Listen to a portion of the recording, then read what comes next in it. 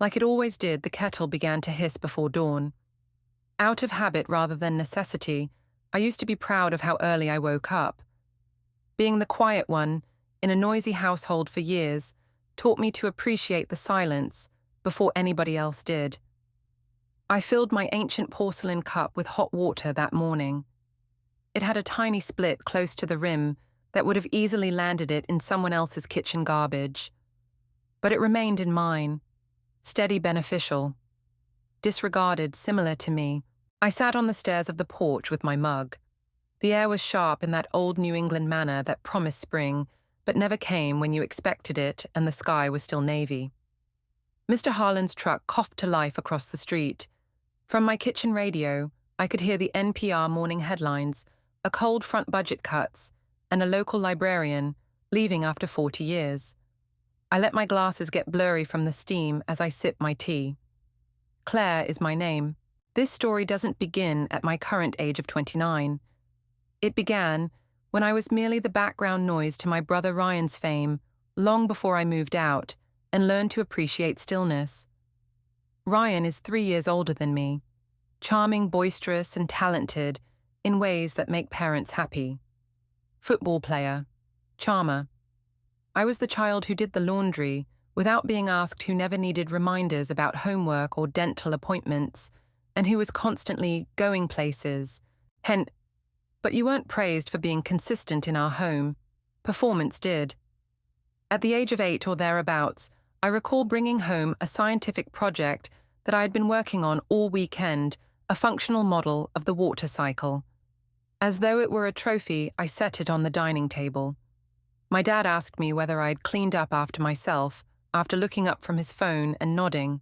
5 minutes later, Ryan rushed through the door with a silver scrimmage participation medal and a dirty jersey. Mum was virtually singing. "Let's snap a photo, take a look at my boy." That was the situation, always. At the time, I didn't hold it against him. I reasoned that perhaps I was simply easier to forget, similar to furniture, practical but unimpressive. I gave up trying to compete by the time I started high school. I was the one who replenished the sugar jar, and Ryan was the golden child. I worked hard, excelled academically, and volunteered in my aunt's bakery after school. The rhythm of kneading dough-cleaning countertops and wrapping warm bread in wax paper appealed to me.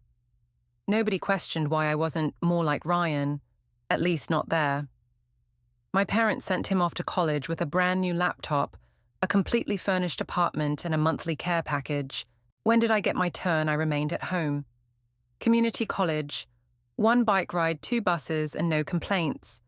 I worked Saturday shifts at the drugstore and collected tips from bakeries to cover my own tuition. "You're so independent, Claire," my mother remarked. I smiled nicely. "You don't need help like Ryan does." It was a compliment from her. There was no sense of one.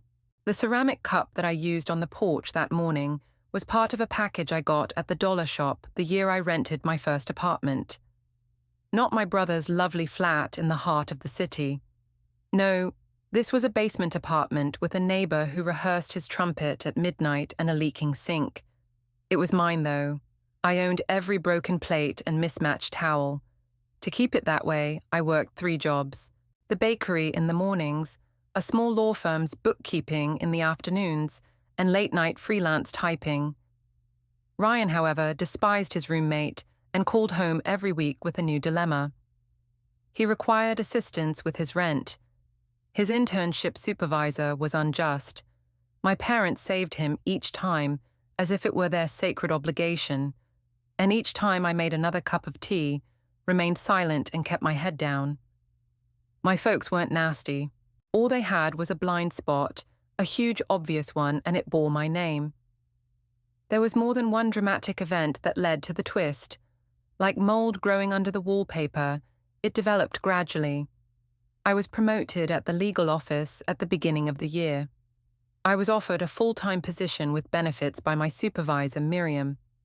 I recall phoning my folks throughout supper that evening as I hurried home. Breathlessly, I declared, "I got the job. It's paid. Even my own office is being given to me." A pause occurred. My mother then remarked, That's fantastic, honey. Ryan just texted. Hold on. He may be losing his job.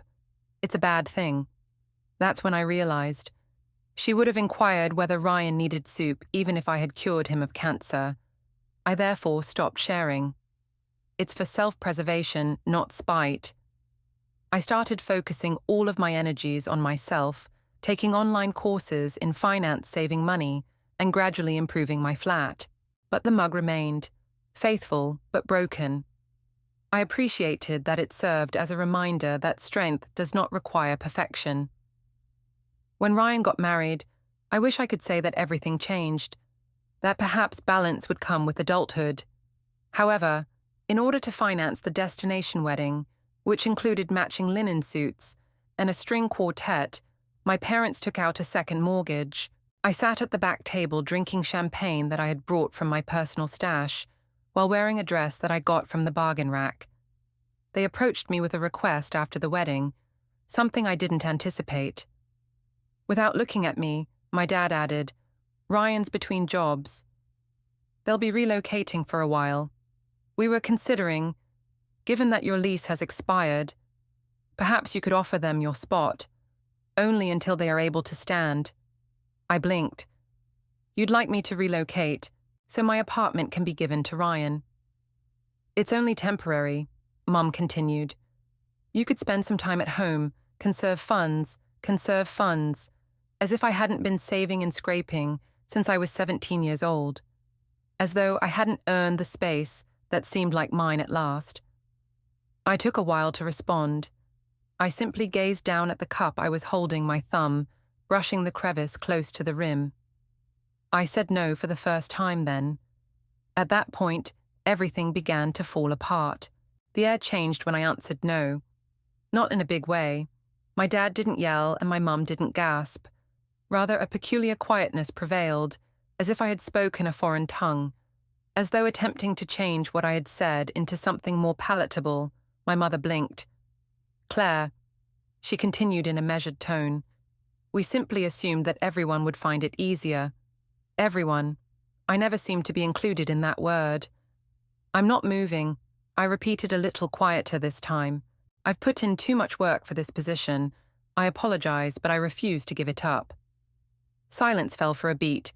Then, saying something about not understanding where this is coming from, Dad grumbled and left the room. The problem with families like mine is that the shouting isn't the issue. The silent presumptions are the cause. The unseen agreements you signed without realizing it. You are assigned a role such as the quiet daughter, the helper, or the reliable one. And when you deviate from it, everyone looks at you as if you have destroyed the play. Although they didn't dispute with me once again, they also didn't conceal their displeasure. My name was not mentioned when I returned. At least 4 times the subject of Ryan's housing crisis was raised. After 42 minutes, I excused myself by claiming to have an early morning meeting. I went into my flat that evening and shut the door. I felt no pride for the first time. I sensed unsteady, as if I had committed some sort of irreparable error. The mug was still drying near the window in the dish rack. I grabbed it up and rubbed the crack with my finger once more. The fact that it had endured the years of neglect in the back of the cabinet, in spite of the damage, was reassuring. It was still warm. Weeks went by. Ryan moved into my parents' guest room with his new bride. My mother called frequently, but her updates were brief and her tone was tight. I began to let the calls end up in voicemail. I required the space. Then the requests began. It started with small things. "Can you assist Ryan with his resume? He's trying to get a job." Then, "They need some groceries this week, so could you please give them a little?" I sent $50. Once. The floodgates were opened by that alone. I was suddenly asked to contribute once a month.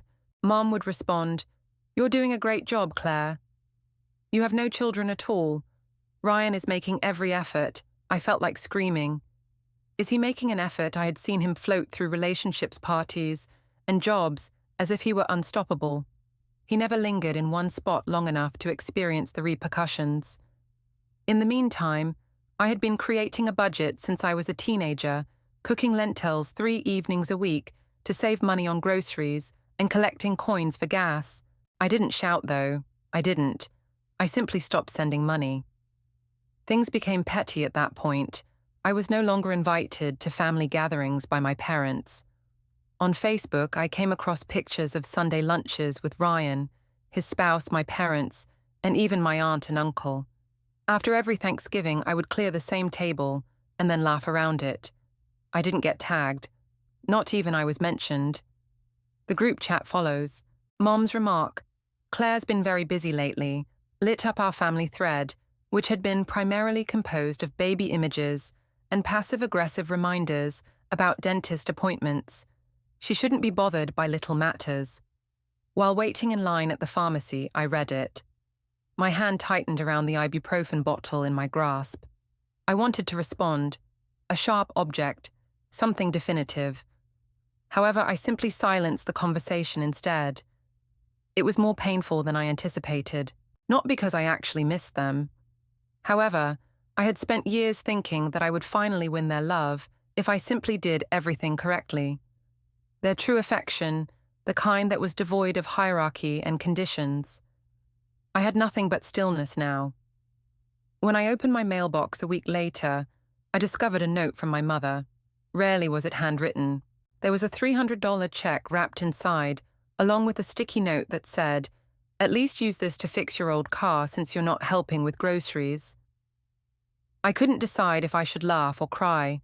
I hadn't requested cash. What about the vehicle? It had been corrected by me 2 months prior. She was unaware. The check was not cashed by me. Like a squeezed leaf from a tree I no longer recognized, I tucked it into the back of my journal. I returned to the bakery the next weekend, but this time as a customer rather than an employee. Behind the counter was my aunt. When she noticed me, she wiped her hands on her apron, grinned and blinked. "I haven't seen you in a long time, youngster." "I've been busy," I said. She poured me a black coffee and placed a warm scone on top. On the house. For some minutes we stood silently, the type that required no explanation. "Your mum has been talking," she added. I assumed. "She believes you've become aloof, that your family has been forgotten." I glanced at the coffee below. There were chips in the mug, similar to mine. On hers, however, a flower was painted close to the handle. A tiny, untamed daisy. I sipped. "I still remember. I just realized who I am." Other than that, my aunt said nothing, simply nodded, as if she had knowledge that my mother did not. I took out my cracked mug and held it up to the light later that evening. The crack was now more noticeable, but it hadn't become any worse. Perhaps because I was at last listening. I carefully placed it on the shelf, and for the first time in a long time, I considered the possibility that I might not need to continue using something just because I had in the past. Perhaps I was worthy of something fresh. My mother's calls ceased completely, a few months after the letter and the uncashed check. I anticipated feeling relieved. Instead, I experienced a peculiar sort of drift similar to the realization that you had been observing the string, rather than the sky, when you eventually cut the last strand of a kite that never truly flew. The hush was more profound than anticipated, until it wasn't. Too late for a neighbor, too early for a delivery, it began with a knock on the door. When I opened it, I saw my dad clutching a cardboard box while standing clumsily in a windbreaker saturated with rain. He didn't greet me. Simply put, Lila and Ryan need a place to stay. In the short term. I blinked. "No," I replied, just one word. Gentle, firm. He seems taken aback, as if I had misinterpreted the request. "Claire," he began, "they lost their lease. Ryan is still without a job. Lila's due date is in 3 months. "I apologize," I murmured, taking a step back without extending the door. "I am unable to assist." I had never seen my father look embarrassed before.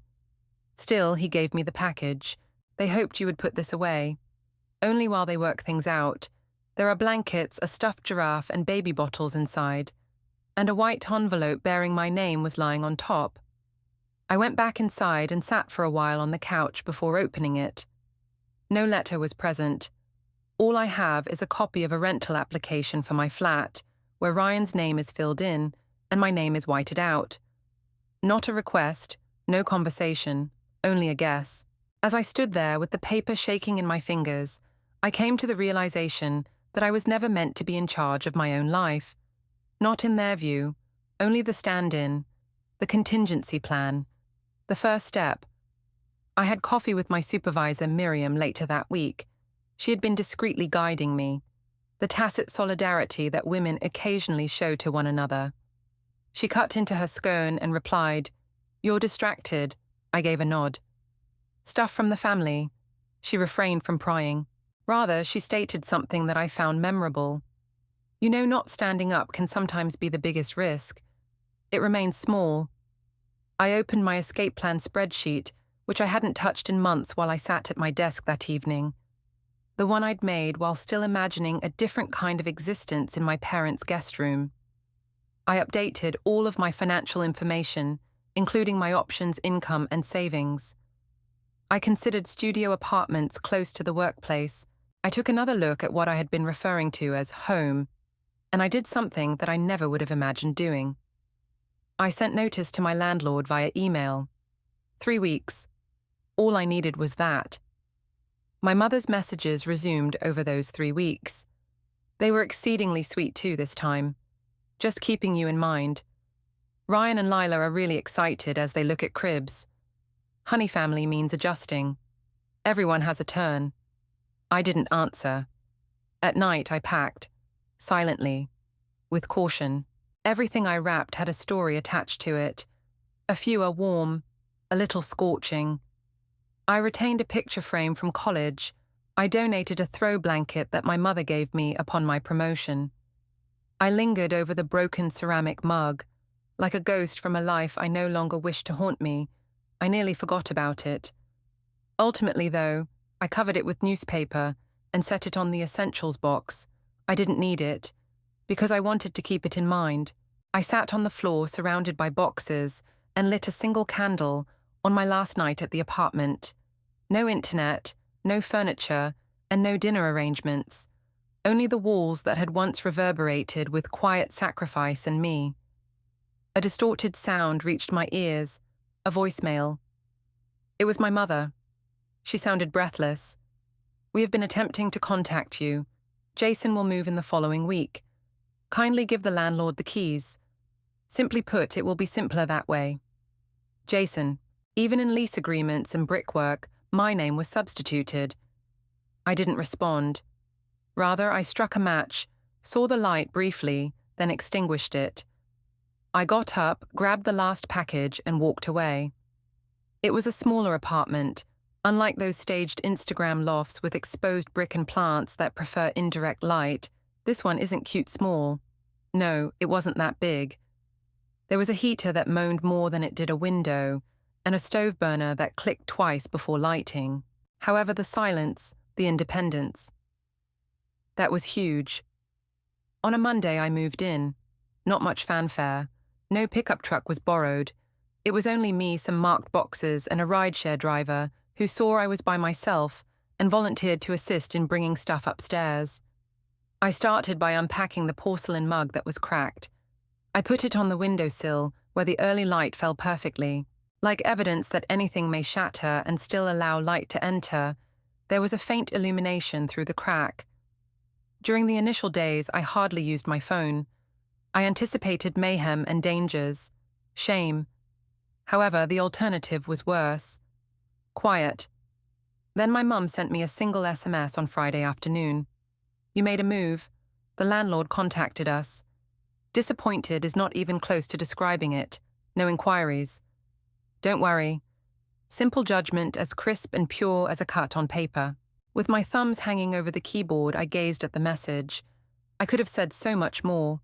I could have spent so many years on a single response.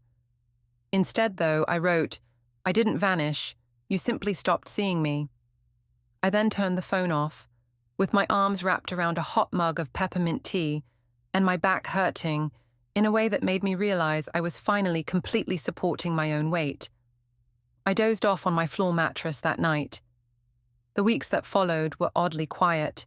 I was unaware of the extent to which they had taken up my time, the ongoing planning, the favors, the emotional support. I had room without that noise. I resumed cooking for one this time, for enjoyment rather than hurry. I read books that I had accumulated over the years. I took a yoga class on the weekends and started laughing at jokes from people I didn't know. True laughter, not the tense, courteous one I wore to family meals. I even applied for a new position at work, which I never would have done before. A leadership course that included a panel interview, peer appraisals, and a personal statement. With my hands trembling a little, I penned my declaration all at once. I was honest. I wrote about resilience as a way of life, rather than as a trendy term. About how quiet, or the decision to remain silent when others are expecting you to act, may sometimes be a sign of leadership. About how setting boundaries on set to be regarded as selfish is frequently the most selfless thing you can do for yourself. I received the email 2 weeks later. I had been approved. I shut down my laptop and turned to face the mug, which was still there and still cracked. Additionally, I didn't notice anything broken for the first time. Something of mine caught my eye. However, the phone rang once more as the dust was starting to settle. It was Lila this time. I nearly didn't respond. Claire. Her voice seemed thinner than I had recalled. I just wanted to apologize. I remained silent. I waited. We took over your previous residence. I had no idea. Concerning the rent, regarding their use of your funds. I discovered receipts emails. Ryan didn't tell me. I forcefully gulped. Why are you stating this to me? At last I inquired. Because now I see it, she remarked. You carried everybody. And they gave you permission. A protracted hush ensued, the type that didn't require filling. In a whisper, she said, I left him. 2 weeks ago, Parker was taken. In Maine, we will be staying with my cousin. I'm trying to find a job. I wanted to let you know that someone took note. I refrained from crying. However, something softened within me. We hung up, so I went to the kitchen, filled the mug with hot water, and watched as the steam rose. She had left as well. She was also discovering what it meant to live her life as she saw fit. I also respected her step, even though I couldn't and wouldn't carry her. I opened a new document on my laptop that evening. The inventory of what I kept was the name I gave it. I began making a list. A broken but functional ceramic cup. A small unopened savings account. A quiet that seemed peaceful now. It was a story that was just getting started. That year, winter arrived early. It was a silent frost that covered the window panes and filled my tiny apartment with the smell of old radiator pipes and cinnamon, but not the harsh sort that comes with headlines and power cuts. I had fallen into a routine, lengthy walks to work herbal tea in the mornings and soothing music that hummed in the background like a second heartbeat. When I woke up on the first snowy day, the environment was white and subdued. I put on a heavy cardigan, switched on the kettle, and reached for the mug almost without thinking. It remained. Broken. Warm from the sun in the morning. Known, but I had changed in some way. When the phone buzzed, I no longer flinched. I stopped mentally practicing my answers and preparing for guilt. Rather, I observed the notifications coming in like waves that I had detached myself from. A single message that has not been read, from my mother. Subject, please, Claire. I cautiously opened it out of curiosity. I am aware that you would prefer not to hear from us. However, you are missed. Your dad hasn't said much. Well, Ryan is working things out. I still think that family is important. All I want is that you hadn't abandoned yours. I hope you'll think about spending Christmas at home, even for dinner. Steam rose from the mug in my palm as I gazed at the message, and I didn't feel angry for the first time. I sensed separation, clarity, the kind of epiphany that occurs when you understand that home is something you create moment by moment in the way you talk to yourself when no one else is there, rather than a destination you go back to. I didn't answer. It's out of choice, not spite. I opened a second email instead, this one from the director of the non-profit organization for women I had spoken with earlier that fall. Their speaker series was growing. They asked me to write articles every month, which would be read aloud and distributed in classrooms and shelters, and help women who had been suppressed for years learn to make their own decisions. Yes, I replied. With a blanket wrapped around my shoulders, I sat cross-legged on my apartment's floor that evening, while the city lights flickered through the frost-covered windows. I took out the porcelain mug and carefully rotated it in my palms. I put it in a donation box after that, without any pomp or circumstance. It wasn't because I detested it, however, I no longer needed it. It had accomplished its goal of reminding me of my past self. However, I was no longer that woman. I no longer had to drink from an endurance sign. I wasn't surviving anymore. I was still alive. I purchased a new cup from a nearby artisan market the following morning. Chip-free smooth rim matte white, easy, complete, selected. Light flowed through it differently when I set it on the windowsill. Clean but not broken. I started taking charge of tasks at work with quiet assurance. I stopped trembling when I spoke. My concepts were now precise blueprints rather than speculative proposals. People paid attention. I had finally increased my value not because I spoke louder.